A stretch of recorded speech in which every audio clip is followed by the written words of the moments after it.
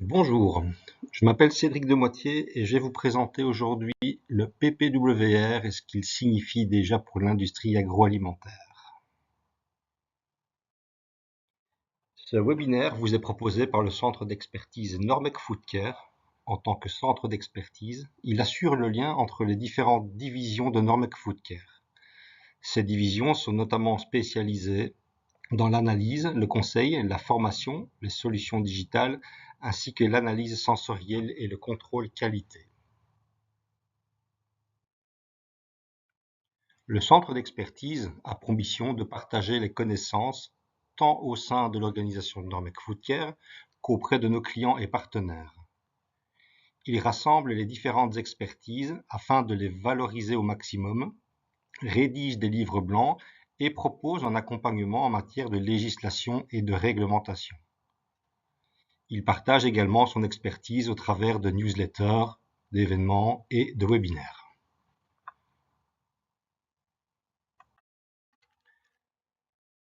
Aujourd'hui, je vais vous présenter les principaux éléments de la nouvelle réglementation européenne relative aux emballages et aux déchets d'emballage, plus connue sous le nom de PPWR. Nous examinerons ensemble le contexte de cette réglementation, son calendrier d'application, les principales obligations à venir, le rôle des différents acteurs concernés, ainsi que les impacts concrets pour les entreprises en matière d'emballage et d'obligations administratives. L'objectif de cette mission est de vous donner une vision claire de la PPWR et des actions à envisager dès à présent afin de préparer sa mise en œuvre au sein de votre organisation. Le PPWR, Packaging and Packaging Waste Regulation, ou règlement relatif aux emballages et aux déchets d'emballage, est une nouvelle réglementation européenne visant à réduire significativement les déchets d'emballage et à améliorer la durabilité des emballages sur l'ensemble du marché européen. L'objectif est de soutenir la transition vers une économie circulaire dans laquelle les emballages génèrent moins de déchets, sont plus facilement recyclables, intègrent davantage de matériaux recyclés, sont réutilisés de manière plus efficace, contrairement à la directive précédente, le PPWR est un règlement. Il est donc directement applicable dans tous les États membres de l'Union européenne, ce qui permettra une harmonisation beaucoup plus importante des règles au niveau européen. Le règlement a été officiellement adopté et sera mis en œuvre progressivement au cours des prochaines années. Pour les entreprises, cela signifie que les impacts se feront sentir par étapes, d'abord au travers des obligations d'enregistrement et de déclaration, puis via de nouvelles exigences relatives à la conception des emballages, à leur recyclabilité, à leur réutilisation, ainsi qu'à l'incorporation de matières recyclées. Il est donc essentiel que les organisations commencent dès à présent à analyser leurs emballages et à préparer leur mise en conformité avec ces nouvelles exigences. Le PPWR s'articule autour de deux grands axes. D'une part, il définit les exigences auxquelles les emballages devront satisfaire. Celles-ci concernent notamment la recyclabilité, l'incorporation de matières recyclées, la réutilisation ainsi que la réduction des emballages superflus. Les entreprises devront donc intégrer davantage ces aspects lors de la conception et du développement de leurs emballages. D'autre part, le PPWR vise également à réduire la production de déchets d'emballage. L'Union européenne souhaite diminuer durablement la quantité totale de déchets générés et fixe à cette fin des objectifs de réduction à l'ensemble des États membres. Chaque État membre devra réduire la quantité de déchets d'emballage générés par habitant par rapport au niveau de référence de 2018. 5% d'ici 2030, 10% d'ici 2035 et 15% d'ici 2040. L'objectif n'est donc plus uniquement d'améliorer le recyclage, mais aussi de limiter les avantages inutiles et de favoriser leur réutilisation. Je vais maintenant vous présenter les principales étapes du calendrier de mise en œuvre du PPWR. La réglementation ne sera pas appliquée du jour au lendemain, mais progressivement sur plusieurs années. Cette approche laisse aux entreprises le temps de s'adapter tout en soulignant l'importance d'anticiper dès aujourd'hui les révolutions à venir. Passons à présent en revue les principales échéances. 2026, les premières obligations concrètes entreront en vigueur dès 2026. Dans le secteur de la vente à emporter, de nouvelles exigences concerneront le système de réemploi et la possibilité pour les consommateurs d'utiliser des contenants réutilisables. Des restrictions seront également introduites concernant certaines substances chimiques présentes dans les emballages alimentaires, avec un accent particulier sur la sécurité alimentaire et la durabilité. Par ailleurs, la déclaration de conformité prendra une importance croissante.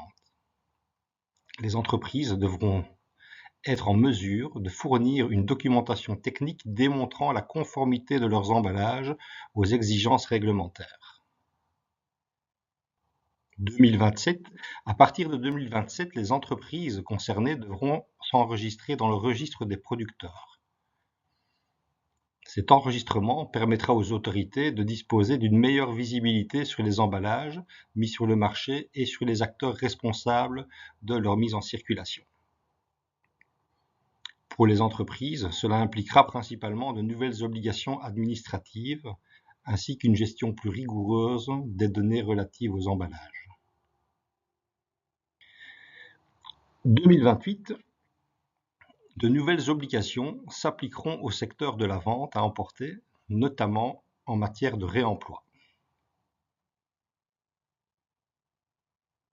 Des exigences d'étiquetage seront également introduites. Les emballages devront indiquer plus clairement leur composition ainsi que les consignes de tri et de gestion en fin de vie. L'objectif est d'améliorer l'information des consommateurs et de favoriser le recyclage. L'année 2029 marquera une étape importante pour les emballages. Un système de consignes obligatoires devrait être mis en place afin d'atteindre un taux de collecte sélective de 90% des emballages de boissons. L'objectif est d'augmenter significativement la collecte et le recyclage des bouteilles de canettes. À partir de 2030, les principaux objectifs structurels du PPWR entreront en vigueur. Tous les emballages devront être conçus selon les principes du Design for Recycling, c'est-à-dire être compatibles avec les filières de recyclage existantes. Des objectifs spécifiques s'appliqueront également au réemploi, à l'incorporation de matières recyclées et à la réduction des déchets d'emballage. Certains formats d'emballage seront interdits lorsqu'ils seront considérés comme inutiles ou excessifs. Le volume d'espace vide dans les emballages sera également limité afin de lutter contre le suremballage. Enfin, chaque État membre devra avoir réduit de 5% la quantité de déchets d'emballage générés par habitant par rapport au niveau de référence de 2018. À l'horizon 2035, tous les emballages devront être recyclés à grande échelle. Cela signifie qu'ils devront non seulement être techniquement recyclables, mais également pouvoir être effectivement recyclés dans des conditions industrielles réelles. 2038, les emballages non recyclables ne pourront plus être mis sur le marché européen. Seuls les emballages répondant aux critères de recyclabilité définis par la réglementation pourront être commercialisés. D'ici 2040, les objectifs deviendront encore plus ambitieux. Les exigences relatives à l'incorporation de matières recyclées seront renforcées et les objectifs de réemploi revus à la hausse. Par ailleurs, chaque État membre devra atteindre une réduction de 15% des déchets d'emballage par rapport au niveau de référence de 2018. Cette évolution illustre clairement la volonté de l'Union européenne de tendre vers un système d'emballage pleinement circulaire. Les premières obligations concrètes prévues par la PPWR entreront donc en vigueur à partir d'août 2026. Pour de nombreuses entreprises, cela signifie avant tout une attention accrue portée à la documentation, à la conformité et à la définition claire des responsabilités au sein de la chaîne d'approvisionnement. Un premier élément important est la déclaration de conformité. En fonction du rôle joué par une entreprise au sein de la chaîne, par exemple en tant que fabricant, importateur ou distributeur, il faudra être en mesure de démontrer que les emballages sont conformes à la réglementation européenne. À cela s'ajoute une mention explicite de la conformité de l'article 5 du PPWR. Cet article impose des exigences concernant les substances présentes dans les emballages, avec une attention particulière pour les substances chimiques préoccupantes, les PFAS et les métaux lourds. Par ailleurs, l'obligation de déclaration pour les producteurs évolue également. Les définitions et les rôles au sein de la législation sont modifiés, ce qui obligera les entreprises à analyser précisément le rôle qui leur revient. Il est important de souligner que les déclarations ne seront pas automatiquement transférables entre les parties de la chaîne. En d'autres termes, un même emballage ne peut pas être automatiquement considéré comme pris en charge par plusieurs parties. Chaque acteur devra savoir clairement quelles sont ses propres responsabilités. Il est donc essentiel de conclure des accords clairs avec des fournisseurs, des clients et les autres partenaires de la chaîne d'emballage. L'article 5 du PPWR porte sur la sécurité des substances présentes dans les emballages. Au travers de ces exigences, l'Union européenne entend non seulement protéger la santé des consommateurs, mais également favoriser le recyclage des emballages et soutenir la transition vers une économie circulaire. Concrètement, cet article repose sur 3 axes principaux. Le premier concerne la limitation des substances préoccupantes. Les emballages doivent être conçus et fabriqués de manière à réduire au maximum la présence de substances susceptibles de présenter un risque pour la santé humaine ou pour l'environnement. L'Union européenne prend en compte non seulement l'utilisation de l'emballage, mais également son impact tout au long de son cycle de vie, notamment lors du recyclage et de la gestion des déchets. Le deuxième axe porte sur la limitation des métaux lourds. La concentration cumulée de 4 métaux lourds ne peut pas dépasser 100 mg par kg d'emballage. Sont concernés le plomb, le cadmium, le mercure et le chrome hexavalent.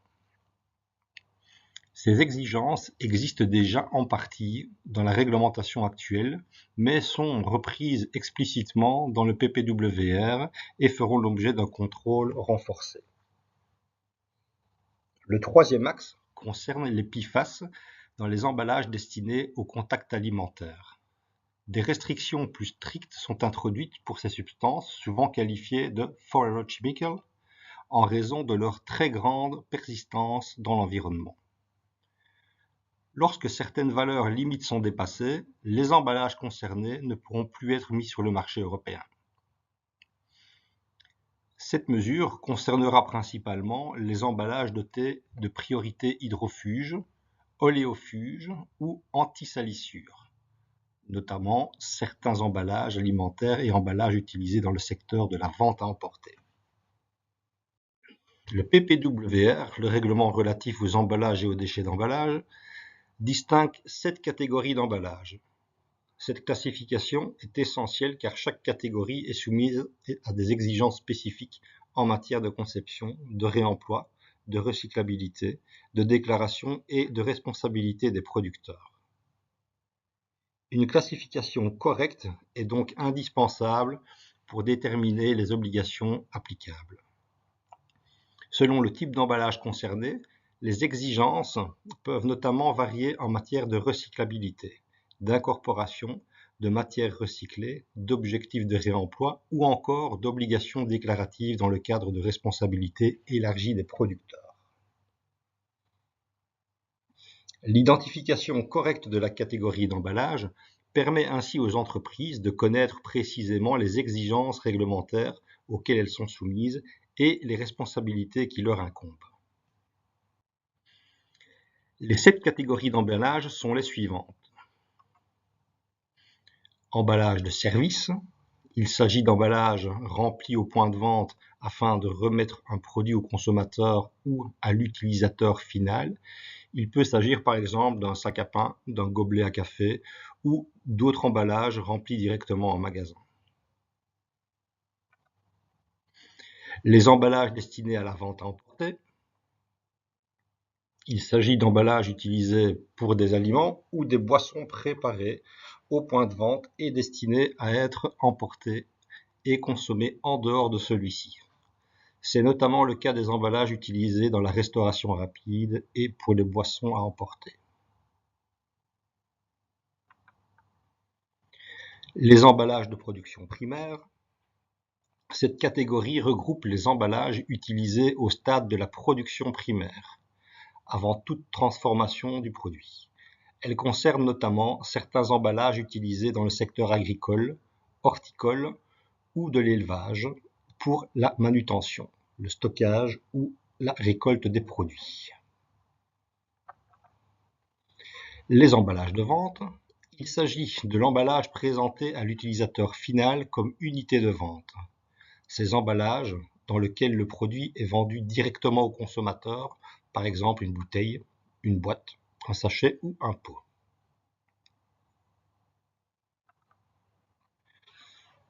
Les emballages groupés. Ces emballages regroupent plusieurs unités de vente afin de faciliter leur présentation ou leur commercialisation. Il peut s'agir par exemple de multipacks ou d'emballages regroupant plusieurs produits destinés à la vente. Les emballages de transport.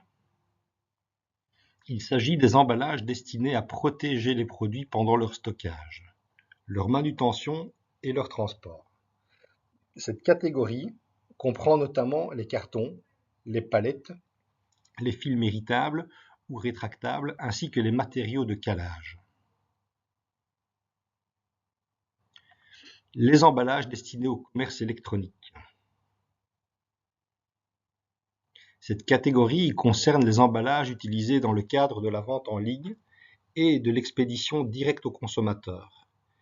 Il s'agit généralement d'emballages d'expédition adaptés aux flux logistiques du commerce électronique. Le PPWR ne définit pas uniquement des exigences applicables aux emballages, il attribue également des responsabilités spécifiques aux différents acteurs de la chaîne d'approvisionnement. 8 rôles sont définis dans le règlement. Le rôle d'une entreprise dépend notamment du type d'emballage concerné, de son origine et de la manière dont il est mis sur le marché. Il est donc essentiel d'identifier correctement le rôle applicable à chaque emballage car une même entreprise peut assumer plusieurs rôles selon les flux concernés. Par exemple, le fabricant est responsable de la conformité de l'emballage, l'importateur doit vérifier la conformité des emballages provenant des pays tiers et le distributeur doit veiller à ne mettre sur le marché que des emballages conformes. Des obligations spécifiques s'appliquent également aux prestataires de services logistiques et aux plateformes de vente en ligne, notamment dans le cadre des activités transfrontalières. Une bonne compréhension des flux d'emballage et des responsabilités associées est donc essentielle pour assurer la conformité au PPWR. Le fournisseur. Le fournisseur est l'acteur qui fournit des emballages ou des matériaux d'emballage à un autre maillon de la chaîne d'approvisionnement, tel qu'un fabricant, un importateur ou un distributeur. Il peut s'agir d'un fabricant d'emballage ou de matériaux d'emballage, mais également d'un négociant. Sa responsabilité principale consiste à fournir des emballages et des matériaux d'emballage conformes aux exigences du PPWR, notamment en matière de recyclabilité, de composition, de spécifications techniques.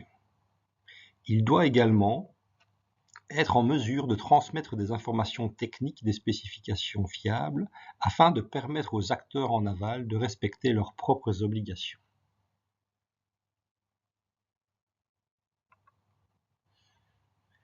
Le fabricant. Le fabricant est l'acteur qui produit ou fait concevoir les emballages ou des produits emballés et les commercialise sous son propre nom ou sa propre marque. Il assume sa responsabilité principale de la conformité au PPWR.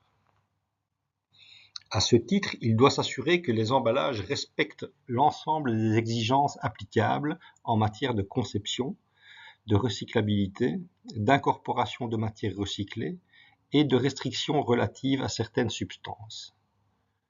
Le fabricant est également responsable de la documentation technique, de l'évaluation de la conformité, ainsi de la transmission des informations nécessaires au sein de la chaîne d'approvisionnement. La déclaration de conformité prévue par le PPWR relève également de sa responsabilité. Il convient à noter que cette approche diffère de certaines obligations applicables aux matériaux destinés au contact alimentaire. Dans ce domaine, la déclaration de conformité est souvent établie par l'acteur qui met le matériau ou le produit intermédiaire sur le marché, ce qui peut varier selon le maillon de la chaîne concernée. Dans le cadre du PPWR, la responsabilité finale incombe clairement au fabricant. Les informations techniques nécessaires circulent certes tout au long de la chaîne, mais la responsabilité de démontrer la conformité reste attribuée à un seul acteur.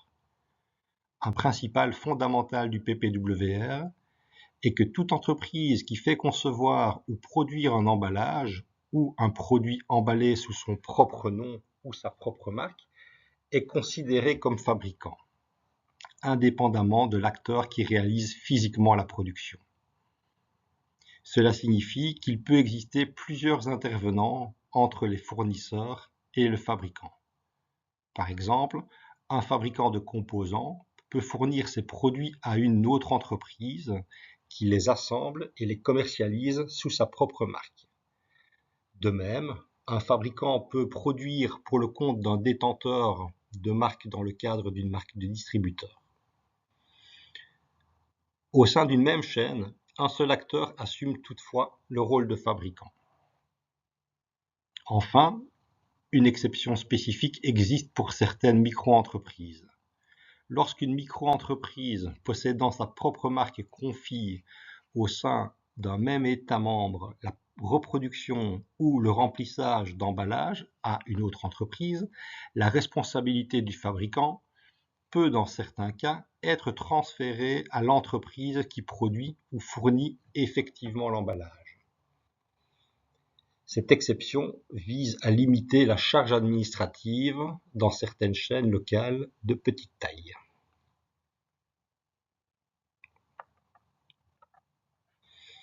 L'importateur. L'importateur est l'acteur qui met sur le marché de l'Union européenne des emballages ou des produits emballés provenant d'un pays tiers. Avant leur mise sur le marché, il doit vérifier que les emballages sont conformes aux exigences du PPWR. Il doit notamment s'assurer que le fabricant a fourni les informations et documents nécessaires pour démontrer cette conformité.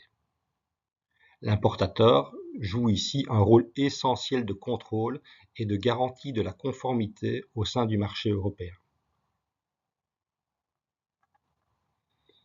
Le distributeur. Le distributeur est l'acteur qui met à disposition sur le marché les emballages et les produits emballés sans les fabriquer ni les importer lui-même. Son rôle consiste principalement à assurer la distribution des produits ou des matériaux d'emballage. Il doit veiller à ne commercialiser que des produits conformes. Lorsqu'il sait, ou a des raisons de penser qu'un emballage ne respecte pas les exigences du PPWR, il ne peut pas le mettre à disposition sur le marché. Son rôle est donc principalement axé sur le contrôle de la transmission des informations. Le distributeur final. Le distributeur final constitue le dernier maillon avant l'utilisateur final ou le consommateur. Cette catégorie comprend notamment les détaillants et les points de vente. Il doit veiller à ce que les produits qu'il commercialise respectent les exigences applicables, notamment en matière d'information des consommateurs, de systèmes de réemploi et de collecte. Dans la pratique, le distributeur final joue également un rôle important dans la communication avec le consommateur, ainsi que dans les systèmes de retour et de collecte. Il convient toutefois de noter qu'un détaillant n'est pas toujours uniquement distributeur final. Lorsqu'il fait concevoir ou produire des emballages ou des produits emballés sous sa propre marque, il est considéré comme fabricant au sens du PPWR pour ces produits. Le prestataire logistique. Le prestataire de services logistiques fournit des services liés au stockage, à l'emballage, au reconditionnement ou à l'expédition de produits, notamment dans le cadre du commerce électronique. Son importance est croissante dans le cadre du PPWR, car il intervient souvent dans la préparation et l'expédition de produits sans en être propriétaire. Ses responsabilités concernent principalement le respect des exigences applicables aux emballages, la traçabilité et la bonne circulation des informations au sein de la chaîne logistique.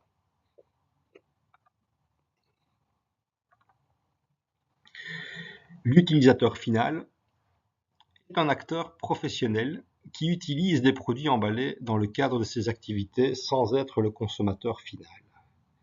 Il peut s'agir par exemple d'un transformateur industriel, d'un exploitant de restauration ou d'une entreprise réutilisant des emballages dans ses propres processus.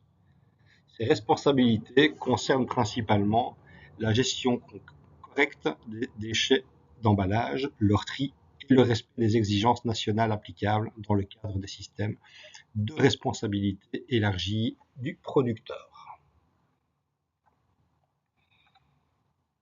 Et enfin, le consommateur. Le consommateur est la personne physique qui achète un produit pour son usage personnel. Ces obligations ne concernent pas la mise sur le marché des emballages, mais portent principalement sur le tri des déchets et la participation au système de collecte mis en place.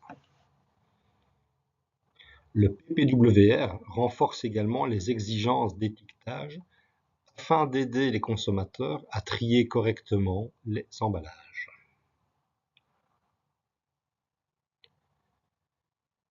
À retenir, le PPWR répartit les responsabilités tout au long de la chaîne d'approvisionnement. Chaque acteur est responsable de son propre maillon, mais les informations relatives à la conformité doivent être transmises de manière fiable entre les différents intervenants.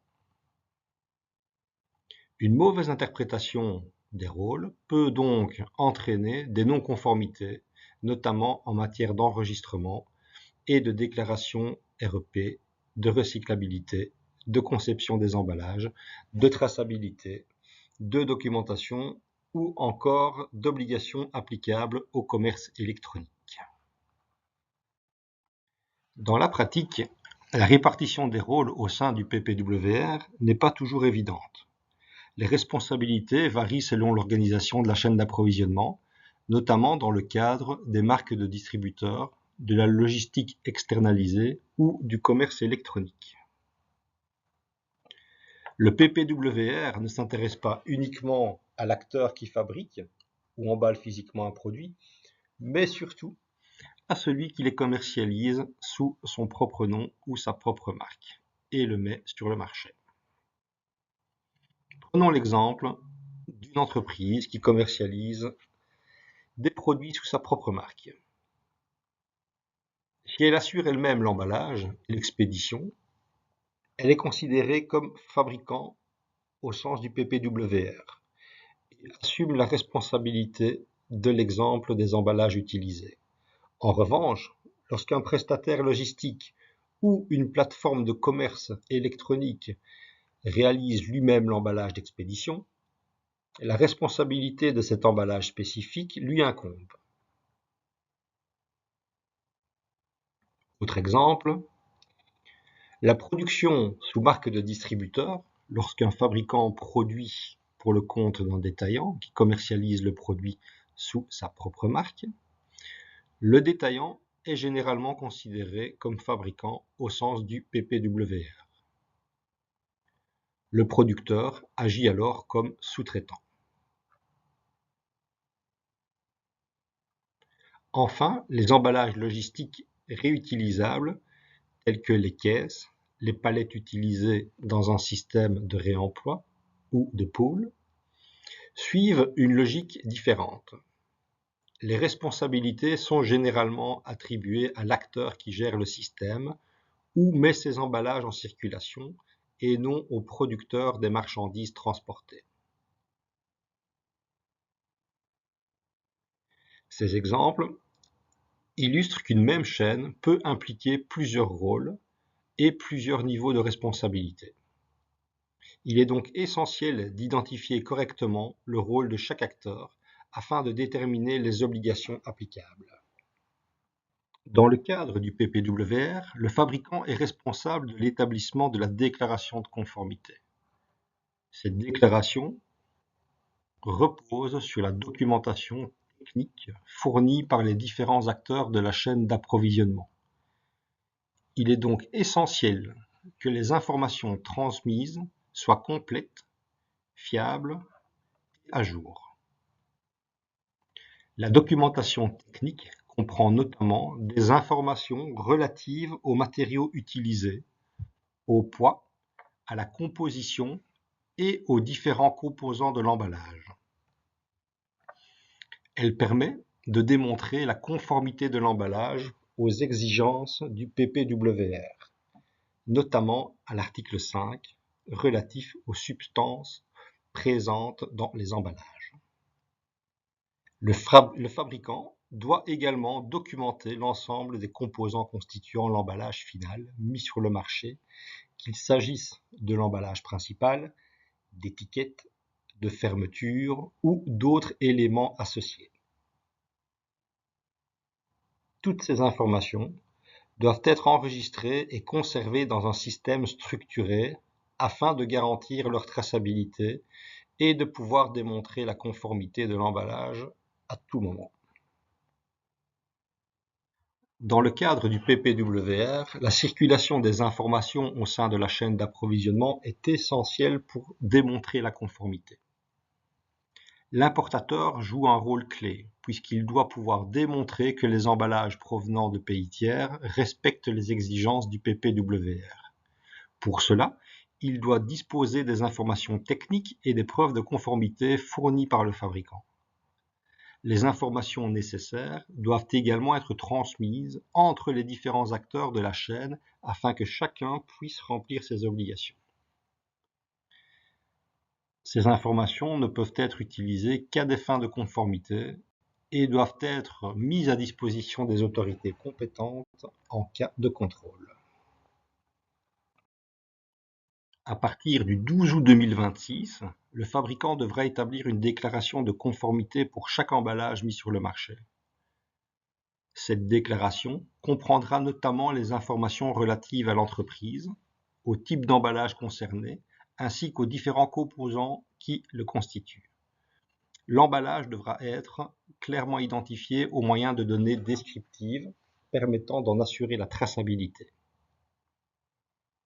La déclaration devra également confirmer la conformité de l'emballage aux exigences du PPWR, notamment à l'article 5 relatif aux substances présentes dans les emballages. Cela inclut en particulier le respect des restrictions applicables aux substances dangereuses, aux métaux lourds et, le cas échéant, aux PFAS. La somme du plomb, du cadmium, du mercure ou du chrome hexavalent ne pourra pas dépasser 100 mg par kg d'emballage ou de composants d'emballage.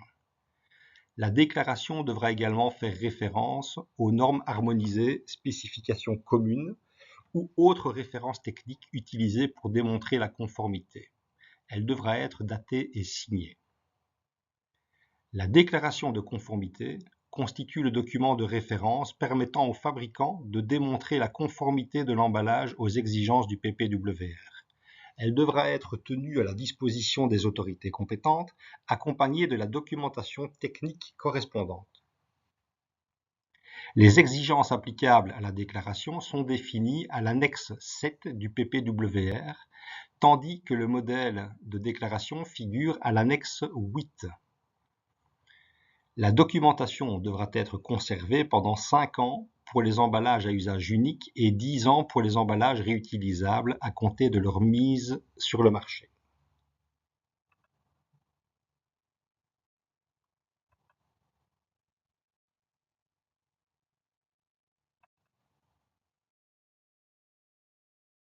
L'enregistrement REP, responsabilité élargie du producteur, permet d'identifier les entreprises responsables des emballages qu'elles mettent sur le marché et de garantir leur contribution au financement de la collecte, du tri, du recyclage des déchets d'emballage. Concrètement, une entreprise doit s'enregistrer lorsqu'elle met pour la première fois des emballages ou des produits emballés sur le marché d'un État membre. Cet enregistrement permet ensuite de déterminer les obligations financières et organisationnelles qui lui incombent dans le cadre du système REP. L'enregistrement constitue une étape essentielle pour démontrer le respect des obligations liées à la responsabilité élargie des producteurs. La responsabilité élargie du producteur repose sur un principe simple. L'acteur qui met un emballage ou un produit emballé sur le marché pour la première fois dans un État membre est responsable du financement de la collecte, du tri et du recyclage des déchets d'emballage. Cette responsabilité est généralement exercée via des organismes agréés de responsabilité de producteurs, PRO, qui gèrent collectivement ces obligations. Il ne s'agit donc pas d'un système de gestion individuelle des déchets, mais d'un mécanisme collectif fondé sur le principe du pollueur-payeur. Il est important de distinguer le fabricant du producteur. Le fabricant est responsable de la conformité de l'emballage aux exigences du PPWR, tandis que le producteur est l'acteur qui assume les obligations REP dans l'État membre où l'emballage est mis sur le marché pour la première fois. Dans certains cas, ces rôles, assumés par la même entreprise, dans d'autres situations, notamment en cas d'importation, de vente sous marque de distributeur ou de commerce électronique transfrontalier, ils peuvent être exercés par des acteurs différents. Il est donc essentiel d'identifier correctement les rôles et les responsabilités de chaque intervenant afin de déterminer les obligations applicables.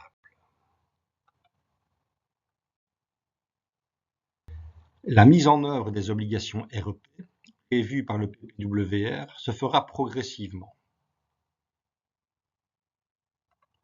À partir de 2026, les premières mesures d'enregistrement et de déclaration seront mises en place afin de définir les données à transmettre et les acteurs concernés. Chaque État membre devra disposer d'un registre national de producteurs. Les entreprises devront s'enregistrer dans chaque pays où elles mettent des emballages sur le marché pour la première fois. D'ici 2028, le système devrait pleinement être opérationnel avec une application complète des nouvelles obligations de déclaration. À plus long terme, le système REP évolueront vers une harmonisation accrue au niveau européen. Les contributions financières seront progressivement modulées en fonction de la performance environnementale des emballages, notamment de leur recyclabilité et de l'utilisation de matières recyclées. L'objectif est d'encourager la mise sur le marché d'emballages plus durables tout en harmonisant les obligations au sein de l'Union européenne.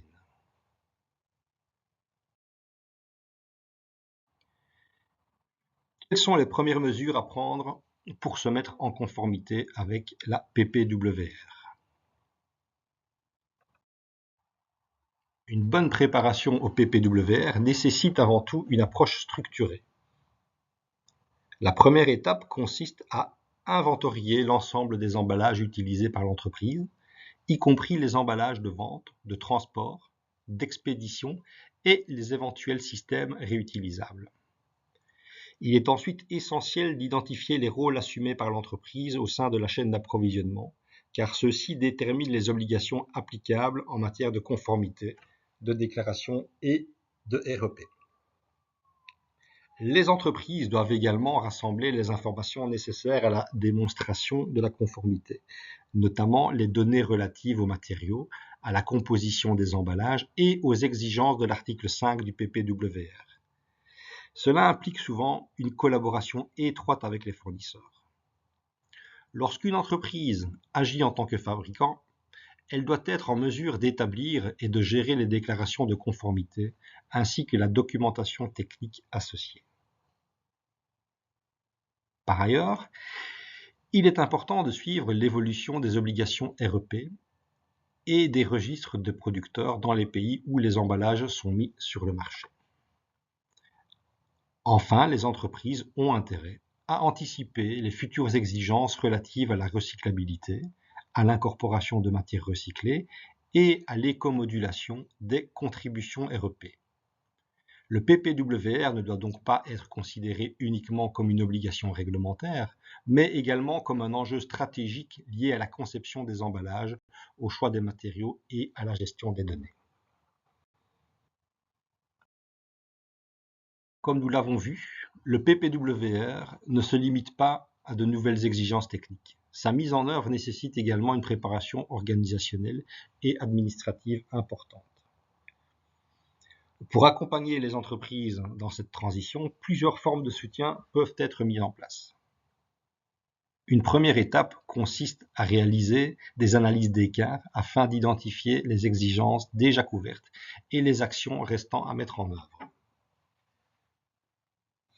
Un accompagnement peut également être apporté pour identifier les rôles et les responsabilités au sein de la chaîne d'approvisionnement, recenser les emballages utilisés et structurer les données nécessaires à la conformité. Les entreprises peuvent également être assistées dans la collecte et l'évaluation des informations fournisseurs, la gestion de la documentation technique, ainsi que l'établissement des déclarations de conformité.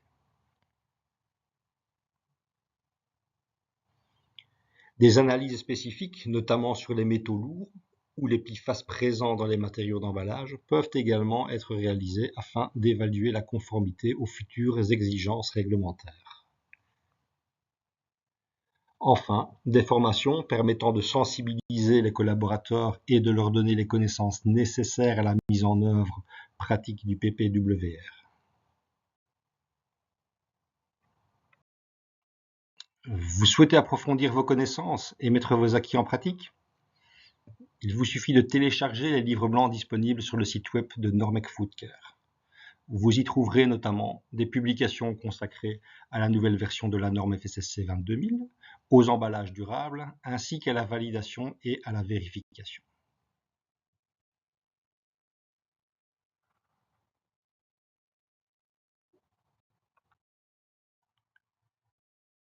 N'hésitez donc pas à nous contacter si vous avez encore des questions ou me contacter directement. Nous nous ferons un plaisir de vous aider.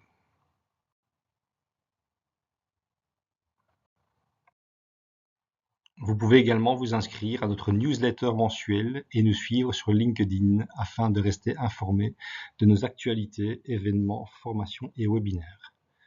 Notre centre d'expertise propose également une base de données de connaissances vous permettant de suivre les principales évolutions législatives et réglementaires. L'abonnement comprend également 2 heures de conseils gratuites. Toutes les informations relatives à l'inscription sont disponibles sur notre site web.